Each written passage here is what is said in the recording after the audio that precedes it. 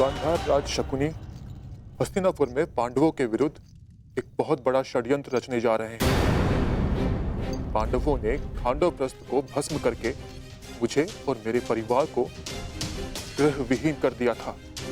मैं उनसे प्रतिशोध लेना चाहता था। शकुनी ने आपको इस षड्यंत्र से दूर रखने के लिए मुझसे यह संधि की कि यदि मैं आपको युद्ध क्रीड़ा भवन से दूर रखता हूं तो वो पांडवों को इंद्रप्रस्थ से खदेड़ फेंकेंगे। आज गांधार राज युद्ध क्रीड़ा में पांडवों का सर्वस्व हर लेने वाले हैं।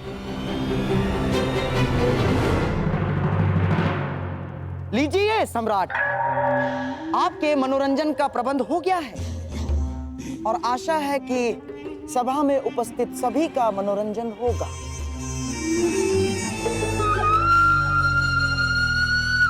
शकुनी, ना तो मुझे युद्ध क्रीड़ा में सम्मिलित होने से रोक पाओगे और ना मैं पांडवों से छल करने में तुम्हें सफल होने दूंगा।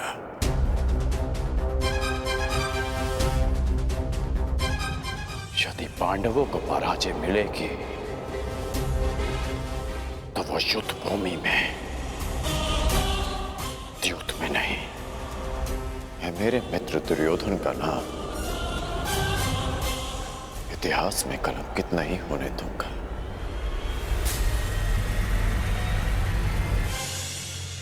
अरे साम्राज्ञी, आप अभी तक द्वार पर ही खड़ी हैं? आइए, आपके बिना तो इस खेल में आनंद ही नहीं आएगा। आइए ना। मेरे कहने का तात्पर्य यह है कि आप भी इस खेल का आनंद उठाइए। आओ मेरे भांजो, भीम, नकुल, सहदेव, धनुर्धारी अर्जुन, आओ, पधारिए, पधारिए।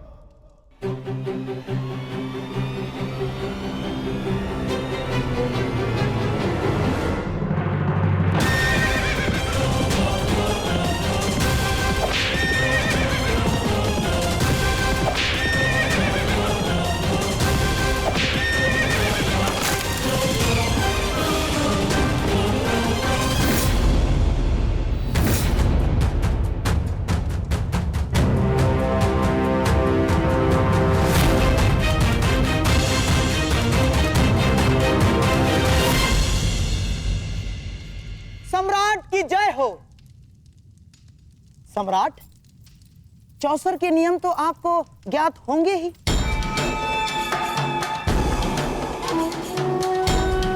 क्योंकि आप तो चौसर के सर्वश्रेष्ठ खिलाड़ी हैं। परंतु हाँ, यहां उपस्थित सभी माननीय सभासदों में से कुछ चौसर के नियम नहीं जानते होंगे। इसीलिए प्रारंभ से पूर्व मैं एक बार फिर नियम समझा देता हूं।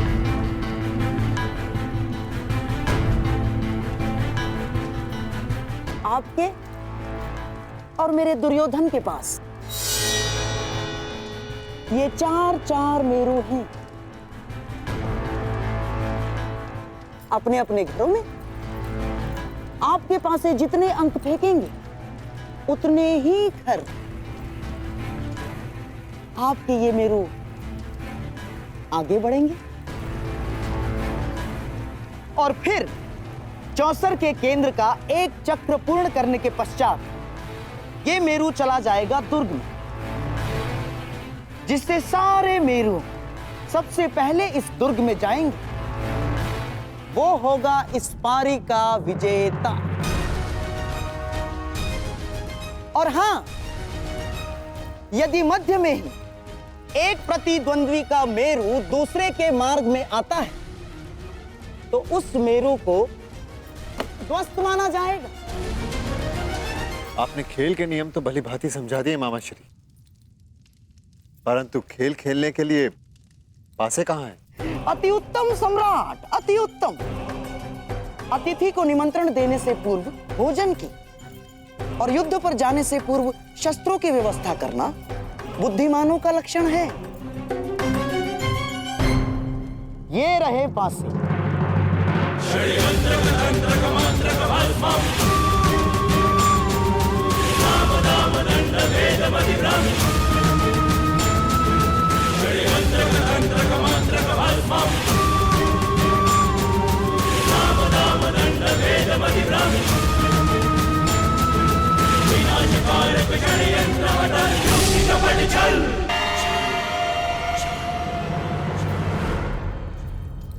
ये लीजिए सम्राट, नूतन, नवीन, अभी तक एक बार भी फेंके नहीं गए, विशेष रूप से आज के खेल के लिए निर्मित हैं। अब आप अतिथि हैं और सम्राट भी, इसीलिए आज के खेल का पहला पासा आप फेंकेंगे।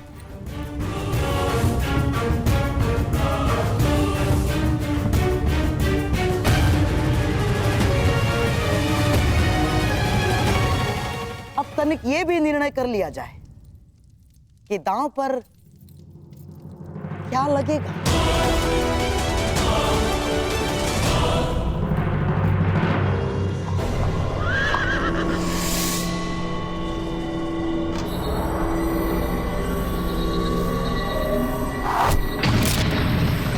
यदि सम्राट की आज्ञा हो तो पहला दाव 1-1 सहस्त्र सुवर्ण मुद्राओं के लिए हो। स्वीकार है।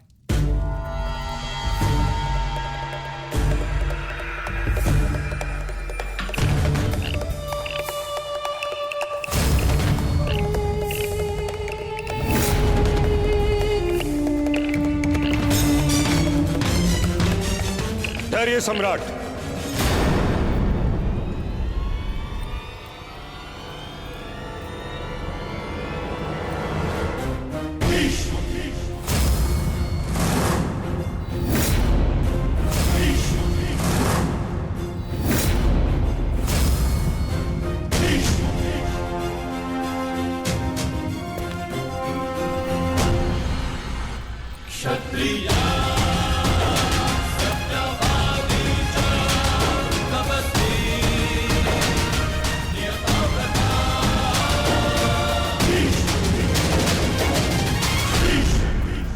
एक निवेदन करना है। आपका आदेश आज्ञा करना है पितामह, और मेरा पालन करना। आदेश दीजिए। यदि पौत्र आया होता तो मैं अवश्य आदेश देता, परंतु खेलने सम्राट आए हैं, इसलिए निवेदन है।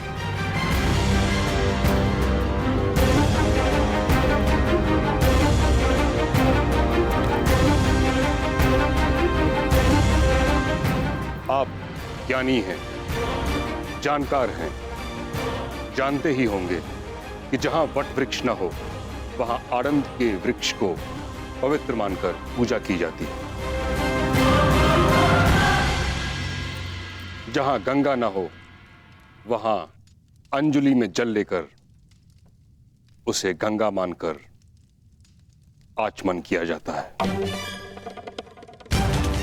उसी प्रकार हाथ में पासे लेने से द्युत पूर्ण माना जा सकता है।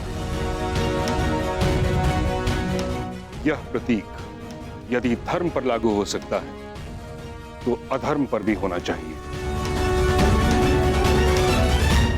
इसलिए मेरा आपसे निवेदन है, इस क्रीड़ा से उठिए और इस समारोह को संपन्न समझिए।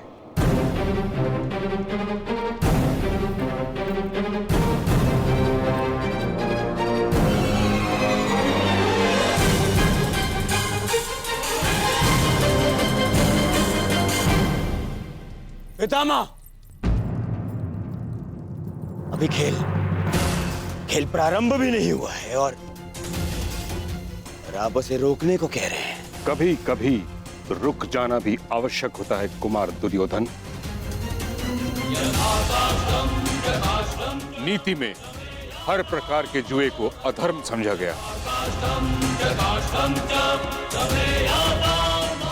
और जुआ भाग्य के अधीन होता है। भाग्य, धर्म, अधर्म, छल, पाखंड नहीं देखता। पासा जिस ओर पड़े, भाग्य उसी ओर मुड़ जाता है। इसीलिए धर्म केवल पुरुषार्थ में है।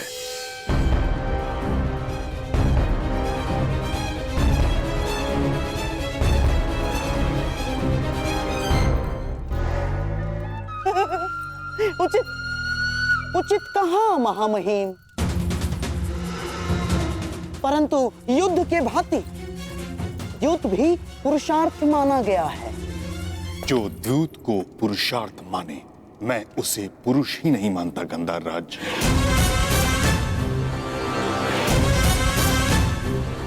द्यूत जुआ है, और जुआ एक व्यसन होता है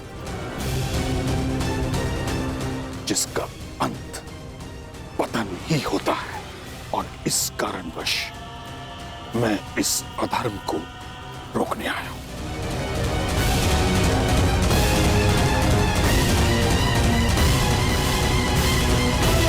ना, नहीं महामहिम, अब आपसे विवाद कर सकने का ज्ञान मुझ में तो नहीं, परंतु इस सभा में स्वयं सम्राट युधिष्ठिर से बड़ा धर्म का मर्मज्ञ कौन है?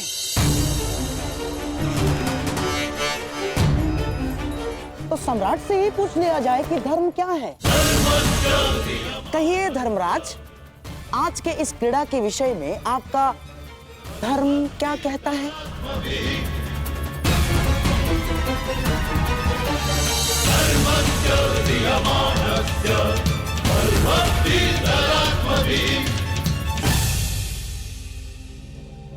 आह्वान किए जाने पर प्रस्तुत होना और चुनौती पाकर उसका उत्तर देना एक क्षत्रिय का धर्म है पितामह। तो क्या इसका अर्थ मैं ये समझूं युधिष्ठिर कि तुम्हारी दृष्टि में द्यूत धर्म है? मैं केवल इतना जानता हूं पितामह, जब तक आपकी दृष्टि यहां पर है तब तक यहां पर कोई अधर्म नहीं होगा। अद्भुत अद्भुत वचन सम्राट, अद्भुत। गंगा पुत्र भीष्म, गुरु द्रोण, महामंत्री महाज्ञानी विदुर के रहते अधर्म हो ही नहीं सकता। गंधार राज, आचार्य द्रोण, मैं और विदुर, हम तीनों के अतिरिक्त अन्य लोग भी राज्यसभा में हैं। महामहिम, मैं आपका संकेत समझ गया। यदि आपको ऐसा लगता है कि यहाँ अधर्म होगा, तो उसे रोकने के नियम क्यों नहीं बना लेते आप? हाँ पितामह, मैं चुनौती स्वीकारने के अपने धर्म का पालन करूं। आप वो नियम बताएं जिसे अधर्म को वश में किया जा सके।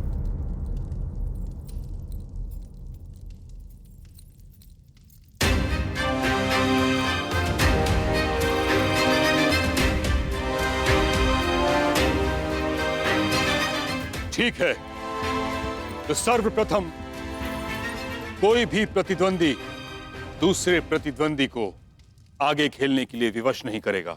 यदि एक खिलाड़ी खेल छोड़ना चाहे तो दूसरे को उससे कोई आपत्ति नहीं होनी चाहिए। परंतु पितामह, भूलो दुर्योधन, तुम केवल अपने पितामह के समक्ष नहीं, बल्कि हस्तिनापुर के सिंहासन के संरक्षक और प्रमुख सेनापति के समक्ष हो। समझ गए? स्वीकार है महामहिम। और कोई नियम? कोई भी प्रतिद्वंदी केवल वही वस्तु या संपत्ति दांव पर लगा सकता है जिसका वो स्वयं अधिकारी हो। पितामह, कैसे कड़े नियम हैं? आप खेल खेलने देना चाहते भी हैं या नहीं? मैं तो पहले से ही इस खेल के विरुद्ध था, परंतु तुम अगर नियमों का पालन नहीं करना चाहते तो इस क्रीड़ा को समाप्त समझो।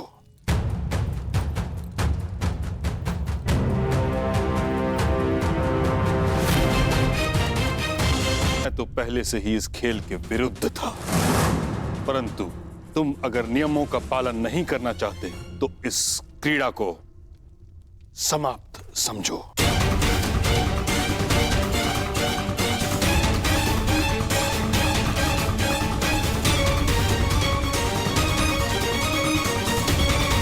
युधिष्ठिर सम्राट हैं और आप युवराज हैं कुमार। आप दोनों का पद और संपत्ति समान नहीं है, इसलिए दांव केवल उस पर खेला जाए जिस पर आपका अधिकार हो। सत्य कह रहे हैं महात्मा विदुर, और मैं इनके कथन का समर्थन करता हूं। परंतु दुर्योधन, अरे इतने महान विद्वान प्रकांड पंडित नियम बना रहे हैं तो हमें स्वीकार है। मामा, इन सबको इन्हीं के नियमों में बांधेगा तुम्हारा मामा आज। स्वीकार है। महामहिम, हमें आपके सारे नियम स्वीकार है।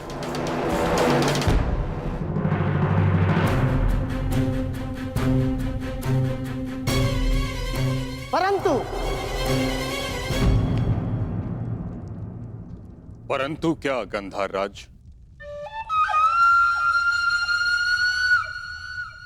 मुझे भी कुछ नियम चाहिए। पहला, द्यूत क्रीड़ा कब रोकी जानी है, इसका निर्णय दोनों खिलाड़ी परस्पर विमर्श से करेंगे और सभा में उपस्थित कोई भी व्यक्ति द्यूत को रोकेगा नहीं।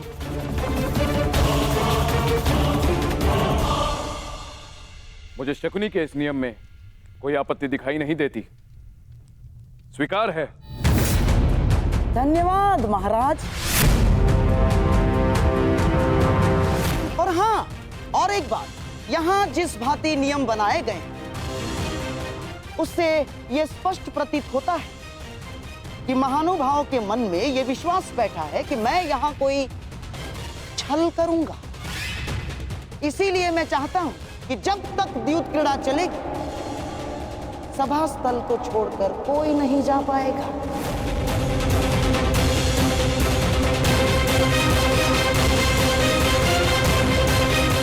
कोई भी नहीं। तो कहिए सम्राट, स्वीकार है आपको? स्वीकार है।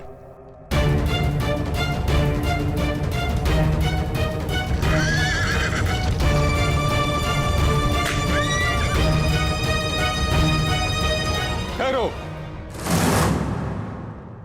अभी नहीं। मेरे नियम अभी समाप्त नहीं हुए हैं गंधार राज। आदेश कीजिए महामहिम।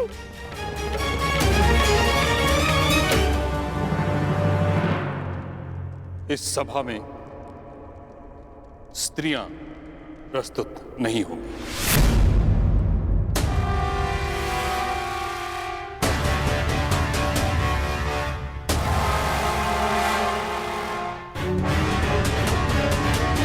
ये कैसा नियम है महामहिम? सम्राट खेल रहे हैं तो साम्राज्ञी का यहाँ होना आवश्यक है। ये सारा मनोरंजन उन्हीं के लिए तो हो रहा है। परंतु मनोरंजन के साथ साथ द्यूत कभी मन की निराशा का कारण भी बन जाता है। बिल्कुल ठीक कहा मां महिम ने। और वैसे भी शास्त्रों के अनुसार एक स्त्री केवल और केवल अपने पति के साथ ही चौसर खेल सकती है और किसी के साथ नहीं। और यदि ऐसा ना हुआ तो मैं सर्वप्रथम इसका विरोध करूंगा। ठीक कहा गुरुद्रोण ने। जुए में लाभ, हानि, जय, पराजय होती ही है और हानि का सबसे अधिक दुख स्त्रियों को होता है। जब ये मनोरंजन के कारण है तो किसी को दुख क्यों दिया जाए?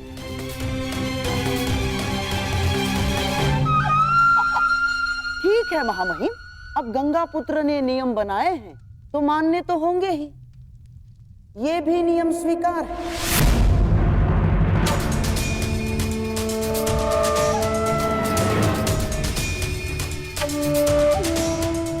स्वीकार है दुर्योधन।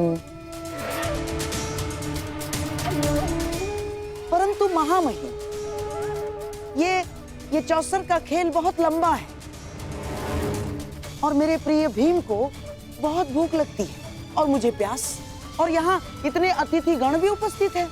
तो मेरा निवेदन है कि भले ही राजस्त्रियां सभा में ना आए, परंतु दासियों को यहाँ आने की और स्वामी की सेवा करने की अनुमति मिलनी ही चाहिए।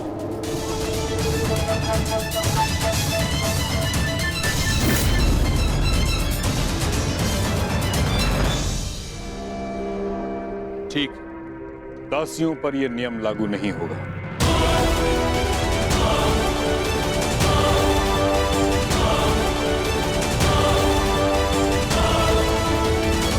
मेरा भी एक निवेदन है सम्राट।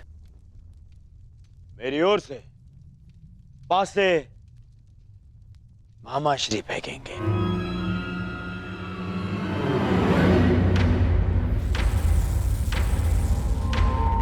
क्यों दुर्योधन, पराजय से भयभीत हो?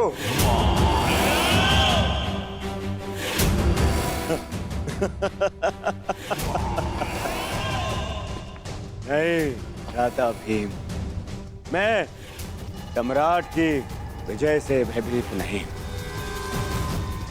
परंतु क्या करूं, इस समय मेरे हाथ पासे फेंकने के सक्षम नहीं है।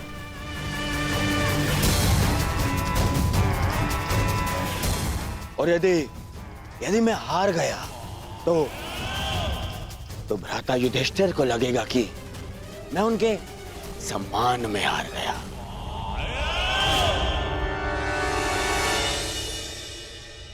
परंतु क्या द्यूत में यह नियम है कि पासे कोई और चले?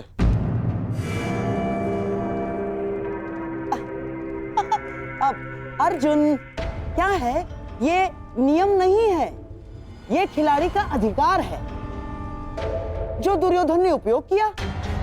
जैसे युद्ध में नहीं होता, लड़ते सैनिक हैं, पर विजय पर अधिकार किसकी होती है? राजा की। और फिर दुर्योधन तो केवल निवेदन कर रहा है अर्जुन। अब सम्राट की इच्छा कि वो अपने अनुज दुर्योधन का निवेदन स्वीकार करते हैं या नहीं? स्वीकार। धन्य हो सम्राट, धन्य हो। सम्राट का मन इंद्रप्रस्थ जैसा ही विशाल है। बैठिए, पधारिए।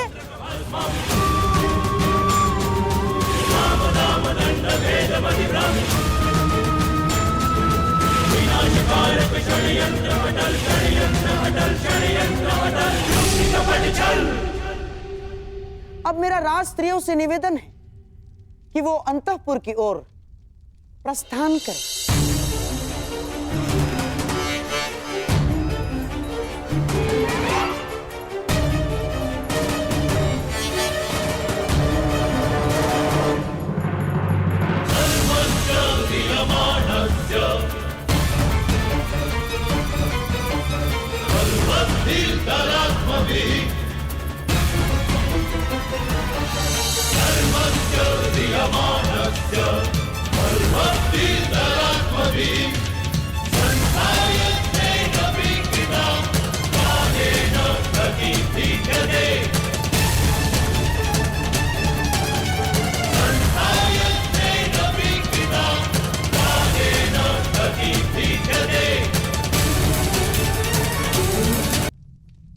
सम्राट, खेल प्रारंभ करें।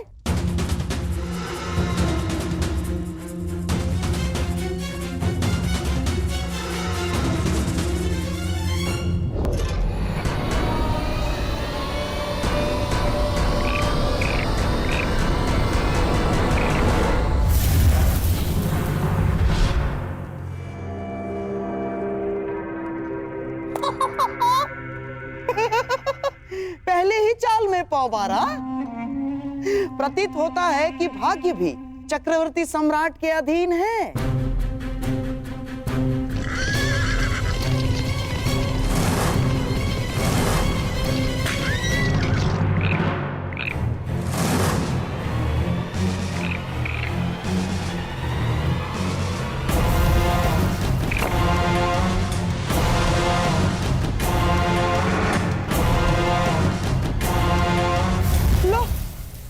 भाग्य तो पलट गया। इस बार दुर्योधन आगे निकल गया।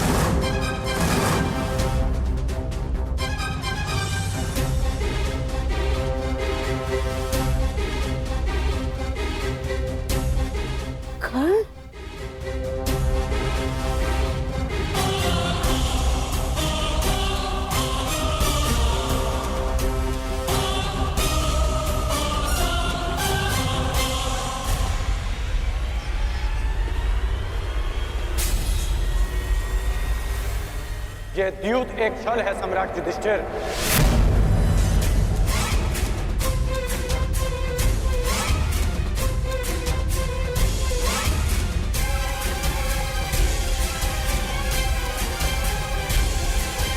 और गांधार राजद्यूत में आपका सब कुछ छीन लेना चाहते हैं।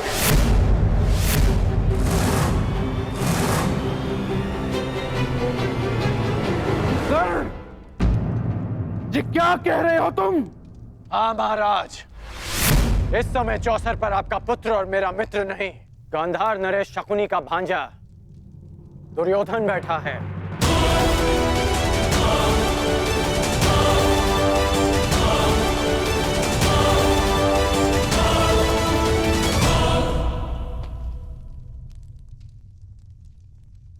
मित्र, रुक जाओ मित्र। अभी भी कुछ नहीं बिगड़ा। हर कर्म के अपने फल होते हैं मित्र। हर क्रिया की प्रतिक्रिया होती है। हम वही काटते हैं जो हमने बोया है। और तुम कुछ ऐसा मत बो देना मित्र जिसका दुष्परिणाम भविष्य को काटना पड़े। सच्चा मित्र सिर्फ वो नहीं होता जो हर मार्ग पर आपके साथ चले, बल्कि सच्चा मित्र वो होता है जो आपको कुमार्ग पर चलने से रोके। अद्भुत अंगराज, अद्भुत। अपने मित्र के विरोध में जाने को तुम मित्रता कहते हो?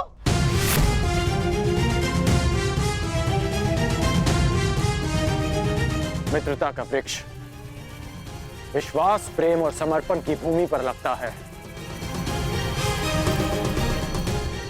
आप केवल छल करना जानते हैं गांधार राज, और उस छल से अनेक शत्रु उत्पन्न करना जानते हैं।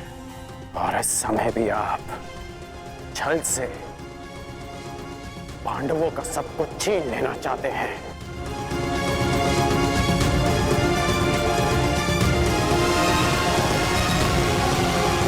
छल से पांडवों का सब कुछ छीन लेना चाहते हैं। वाह अंगराज, वाह। अब मैं इसे क्या कहूं? महान मित्रता या फिर सबसे बड़ा मिथ्या आरोप? ध्यान से देखो इस चौसर को अंगराज। सम्राट युधिष्ठिर दुर्योधन से सब कुछ जीतने से केवल एक पग दूर है। तुम्हारा ये परम मित्र दुर्योधन अपना सब कुछ हारने की सीमा पर खड़ा है और तुम मुझ पर और दुर्योधन पर छल का आरोप लगा रहे हो।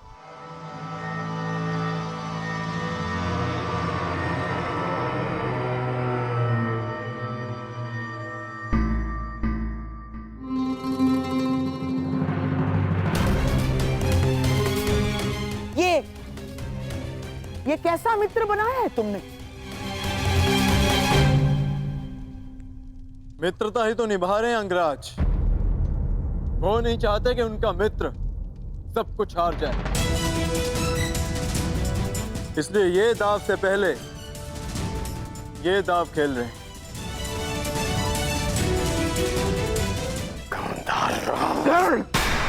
ये क्या कह रहे हो तुम? इस भांति राजसभा में आकर किसी पर लांछन लगाना सही बात नहीं है अंगराज। यहां सबके समक्ष खेल हो रहा है, कोई छल नहीं हुआ है। अब प्रलाप बंद कीजिए और शांति से अपना स्थान ग्रहण कीजिए। यहां मुझ पर सबसे बड़ा उत्तरदायित्व है मेरे दुर्योधन को इस हार से बचाना। चाहिए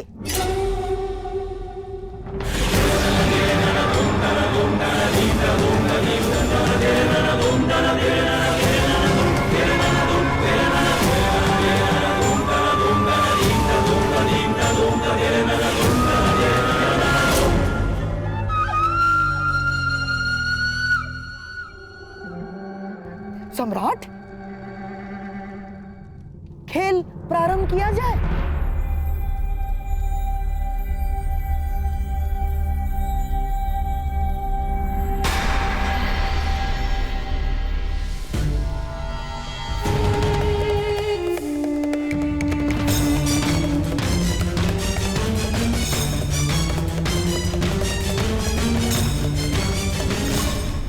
बधाई हो जेश, बधाई हो, आप विजयी हुए। अब बताइए अंगराज, क्या ये छल है?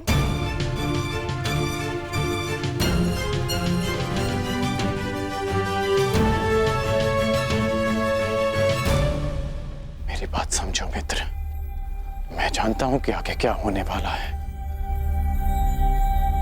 मैंने आज तक तुमसे कुछ नहीं मांगा, परंतु आज मांग रहा। इस खेल को रोक दो, तुम्हारा प्रतिशोध लिया जाएगा मित्र। मैं लूंगा तुम्हारा प्रतिशोध, परंतु युद्ध भूमि में,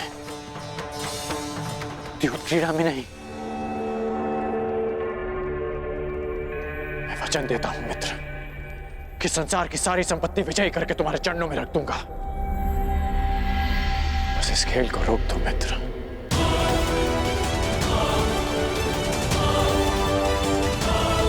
सारी संपत्ति विजयी करके तुम्हारे चरणों में रख दूंगा।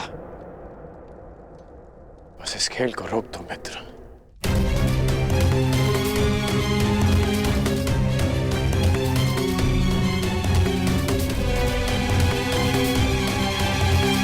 किस सोच में हो दुर्योधन?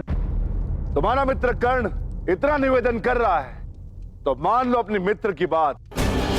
जो कुछ तुम्हारे पास थोड़ा बहुत बचा है उसकी भी रक्षा हो जाएगी। और वैसे भी तुम्हारे पास बचा ही क्या है जिसे तुम दांव पर लगा सको?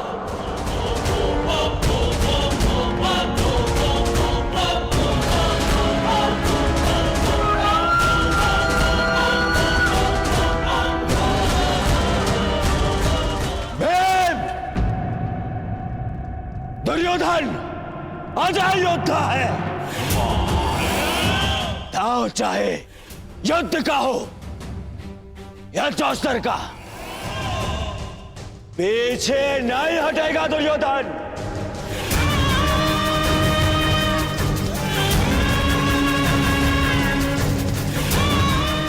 मैं दाव खेलूंगा, खेलूंगा दाव। खेलो, अवश्य खेलो, परंतु ज्येष्ठ के विरुद्ध दाव पर क्या लगाओगे? सर्वस्व, वो जिस पर मेरा अधिकार है और वो भी जिस पर मेरा अधिकार होगा।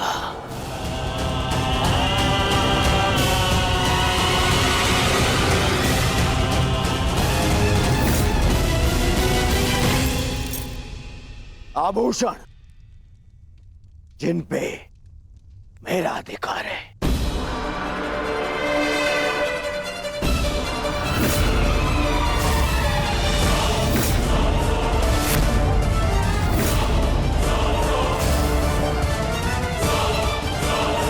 ये हस्तिनापुर के युवराज का मुकुट, जिस पर मेरा अधिकार है।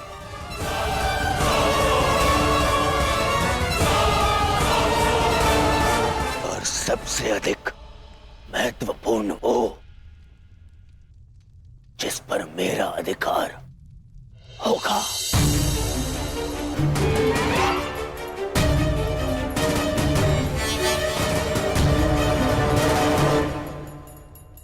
हस्तिनापुर।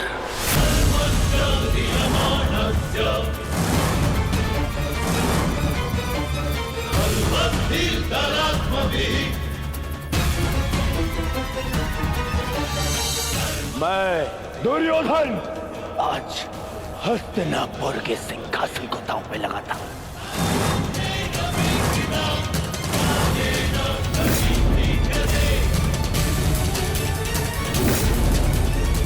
बस दुर्योधन,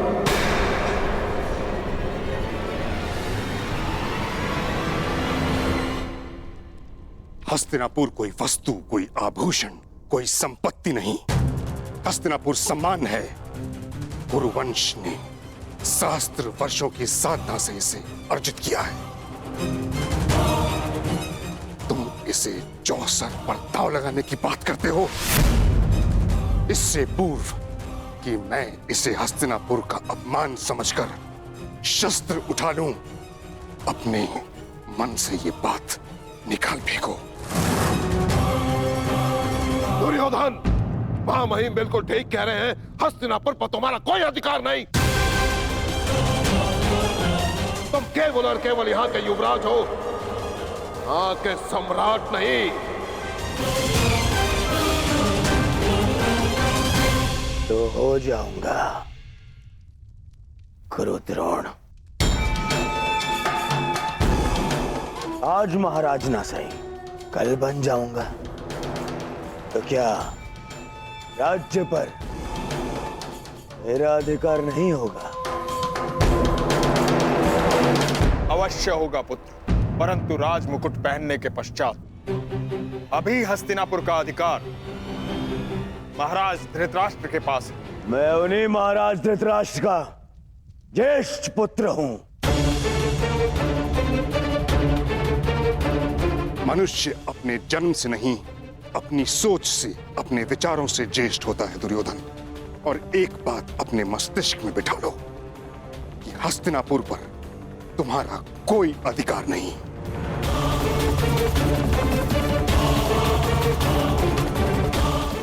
ठीक है, तो जिनका अधिकार है मैं उन्हीं से पूछ लेता हूं। पिताश्री,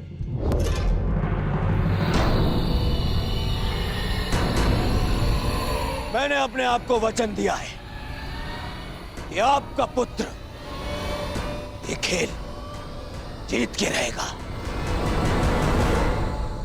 या तो मैं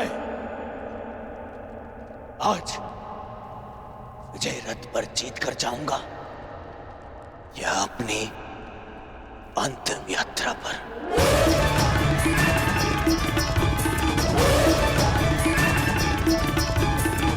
जिस सम्मान की बात पितामह कर रहे हैं,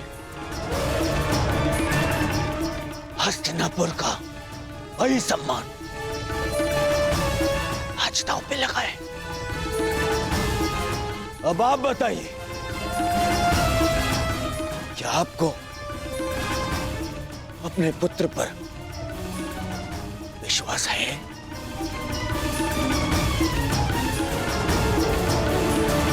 या आप भी पितामह की भांति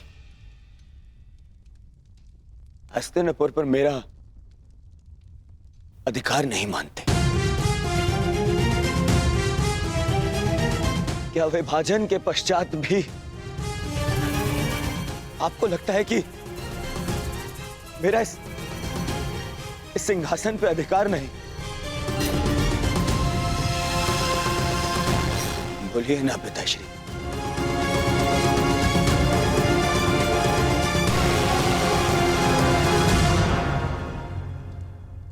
अधिकार है पुत्र।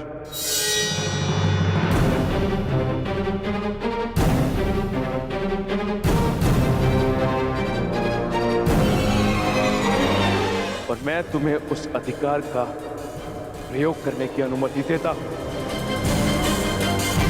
धृतराष्ट्र, तुम ऐसा नहीं कर सकते। हस्तिनापुर को दांव पर नहीं लगने दे सकते। पितामह, सबको अपनी सीमा का भान कराने वाले आज अपनी सीमा भूल रहे हैं। ये राजमहल नहीं, राजसभा है।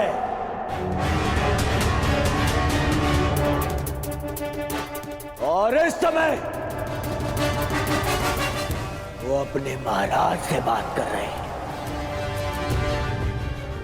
और आप सेनापति हैं और सिंहासन पे बैठने वाले महाराज की आज्ञा पर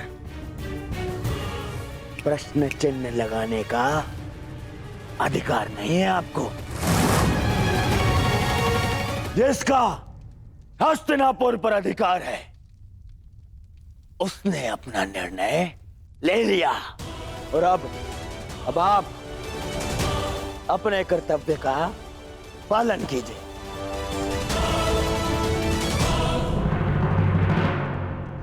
तो अब मैं दुर्योधन हस्तिनापुर नरेश की अनुमति से समस्त हस्तिनापुर को दांव पे लगाता हूं।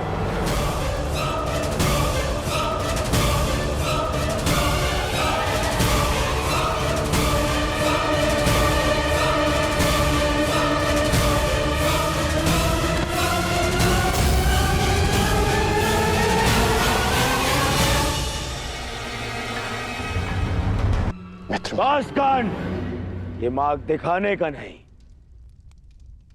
मार्ग बनाने का समय है।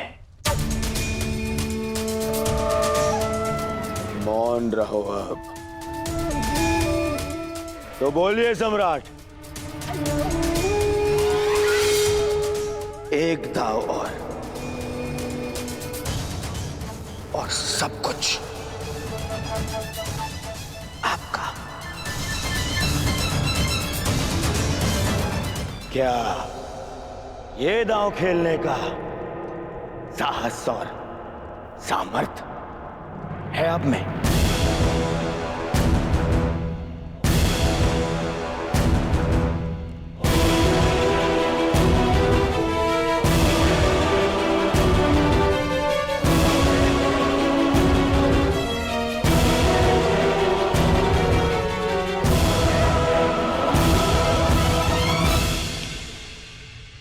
तो मानिए सम्राट, उठ जाइए। लोभ में विवेक मर जाता है। अस्वीकार कर दीजिए ये दाव। मैं जानता हूं कि आप हमारी भलाई चाहते हैं अंगराज,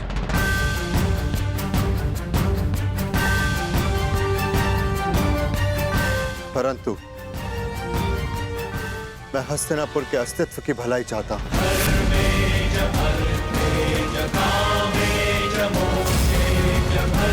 यदि मैं हस्तिनापुर जीत गया तो जीवन भर का संघर्ष समाप्त हो जाएगा, सहस्त्र सैनिकों के प्राण बच जाएंगे और षड्यंत्रों का अंत होगा। और वो कारण भी मूल सहित समाप्त हो जाएगा जो भाइयों के बीच में वैर का कारण है।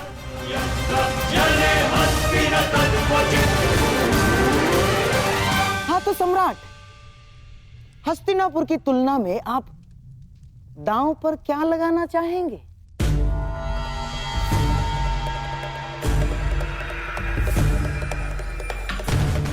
युधिष्ठिर, ये खीरो पांडुपुत्र,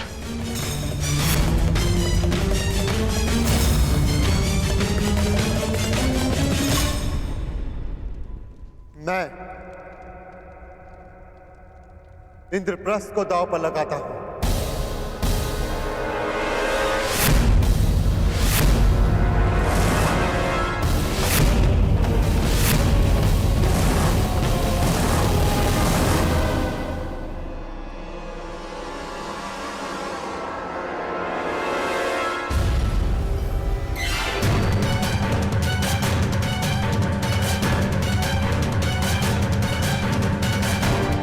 ये तुमने क्या किया? अब भी समय है पुत्र, पीछे हट जाओ। चुनौती का उत्तर देना ही एक क्षत्रिय का धर्म है काकाश्री। बस बहुत हुआ। मैं इस प्रपंच का दर्शक बनकर नहीं रहना चाहता।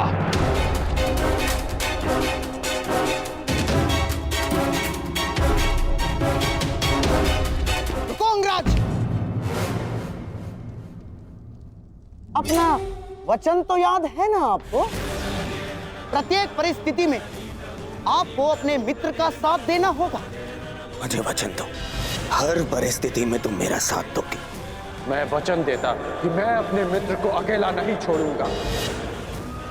तुम्हारा यह परम मित्र दुर्योधन जीवन के विकट मोड़ पर खड़ा है और तुम उसे छोड़कर जाने की बात कर रहे हो? नहीं अंगराज, आपको रुकना होगा।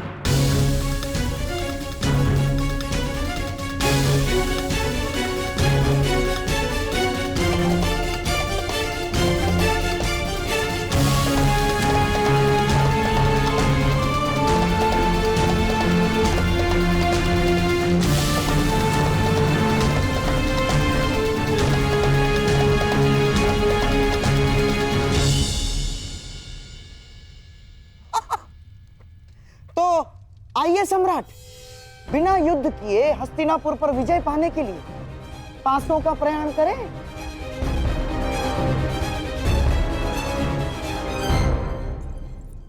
स्वराज्य की जय। क्या सूचना है? महाराज युधिष्ठिर ने कुमार दुर्योधन का सब कुछ छीन लिया है।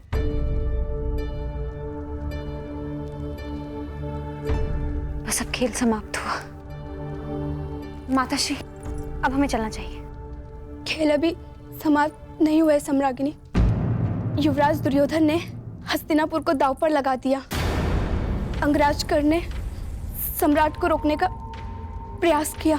तो सम्राट मान गए ना? नहीं महारानी, उन्होंने भी इंद्रप्रस्थ दांव पर लगा दिया। उसकी सबसे बड़ी शक्ति ही उसकी सबसे बड़ी दुर्बलता भी होती है, और धर्मशील की दुर्बलता उसका धर्म होता है। इसलिए प्रयास करना कि समय आने पर धर्मात्मा को दुर्बल पड़ने से रोक सको। द्यूत पहले विजय देता है और फिर विवेक हरकर पराजय। सम्राट को रोकना आवश्यक है माताश्री, कहीं गांधार नरेश अपने छल से कुछ अनर्थ न कर बैठे। पुत्री, चिंता मत करो, वहां पितामह है, द्रोणाचार्य है, कोई अनर्थ नहीं होगा। जब पितामह और आचार्य द्रोण हस्तिनापुर को दांव पर लगने से नहीं रोक पाए माताश्री, तो कोई और अनर्थ कैसे रोक पाएंगे? सब नियम से बंधे हैं, पर हम भी, और नियम ये है कि जब तक युद्ध चलेगा राजस्त्रीय सभा में प्रवेश नहीं करेंगी। लीजिए सम्राट, अब दोनों खिलाड़ियों का केवल एक एक मेरू शेष है, दांव बराबर का, और जीतने का अवसर भी बराबर का।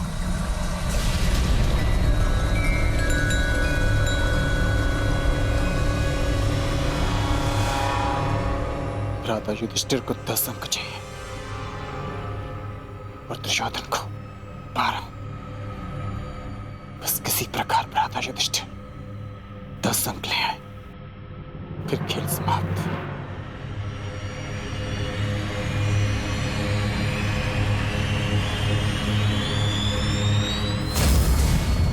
अच्छा प्रयास था सम्राट, केवल एक पक्ष से दुर्ग के भीतर जाने से रह गए।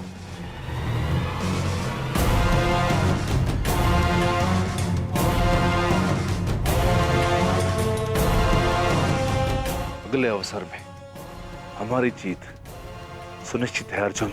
हाँ, परंतु तब जब मामा श्री के पास 12 ना आ जाए। अंतिम चाल है, आपके पास है 12 लाएंगे ना मामा?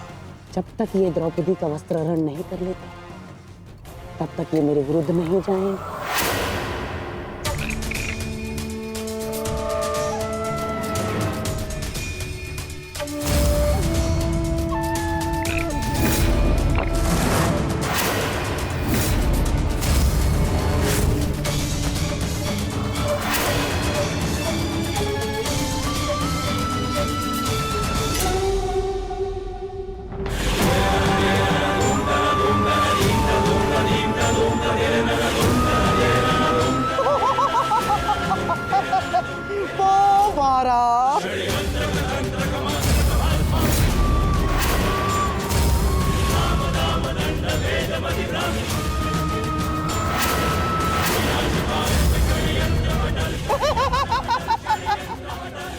बधाई हो मेरे होने वाले सम्राट, आज से इंद्रप्रस्थ तुम्हारा।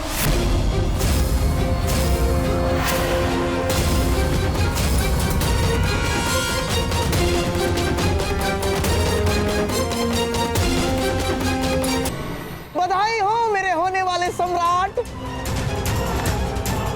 आज से इंद्रप्रस्थ तुम्हारा।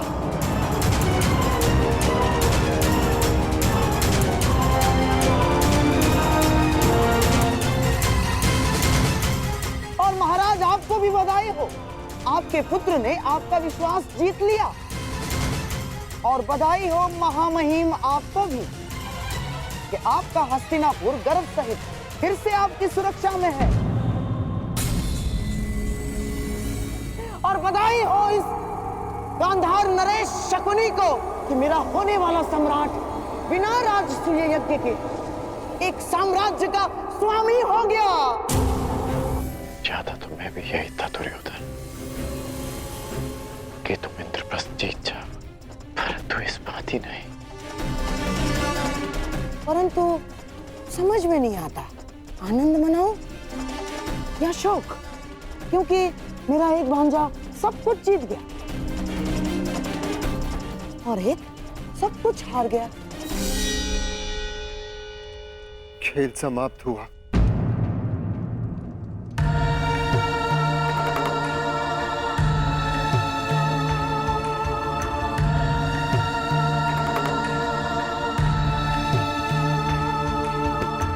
इंद्रप्रस्थ की बधाई अनुज दुर्योधन।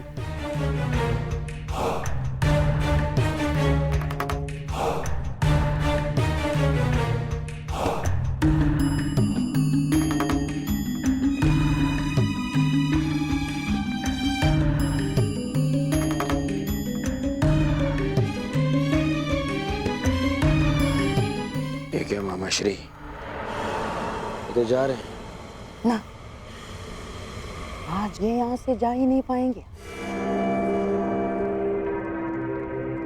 ठहरो युधिष्ठिर,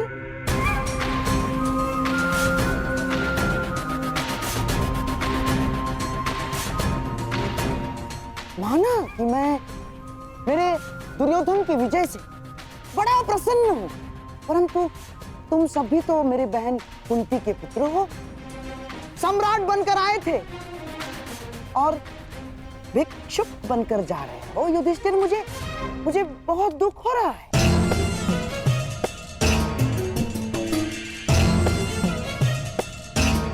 दुर्योधन, क्या अपने भाई की हार पर तुम्हें दुख नहीं हो रहा है? हाँ मामाश्री, मुझे अपने भाइयों का यूं चले जाना मुझे सहन नहीं हो रहा है मामाश्री। सोचता हूं इन्हें इनका सारा साम्राज्य दान में लौटा दूं।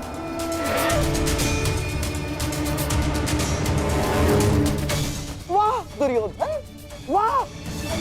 तुम्हारे हृदय की विशालता देखकर मैं बहुत प्रसन्न हुआ। परंतु दुर्योधन, इनको ये सब दान में देना इन महाप्रतापियों का अपमान नहीं होगा दुर्योधन?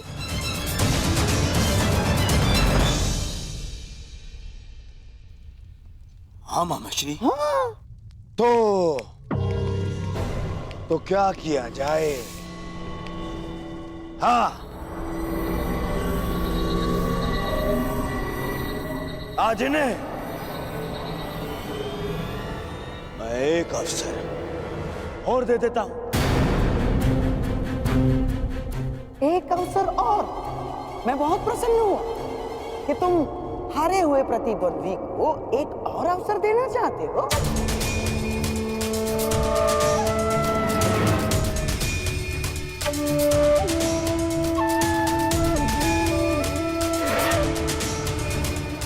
अभी तो बहुत कुछ शेष है धर्मराज, तो क्यों ना एक एक दांव और खेला जाए, जिसमें मेरा प्रिय दुर्योधन अपनी ओर से जीता हुआ इंद्रप्रस्थ और सारी संपत्ति दांव पर लगा दे। यदि तुम जीत गए तो इंद्रप्रस्थ तुम्हारा।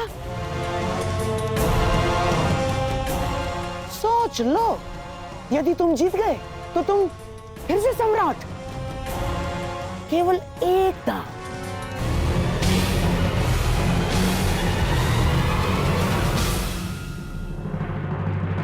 परंतु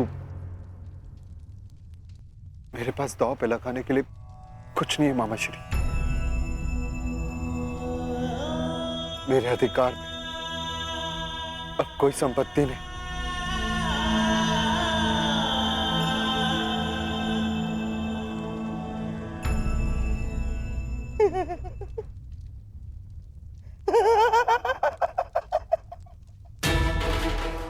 धर्मराज, अपनी शक्ति पर अपना ही अधिकार होता है। सोचो, वो कौन सी शक्ति थी जिसके बल पर तुमने गुरु द्रोण को गुरु दक्षिणा दी?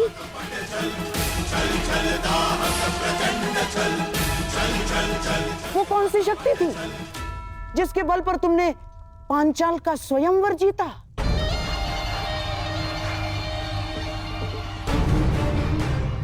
और वो कौन सी शक्ति थी जिससे जरासंध जैसे महाबली का संहार किया?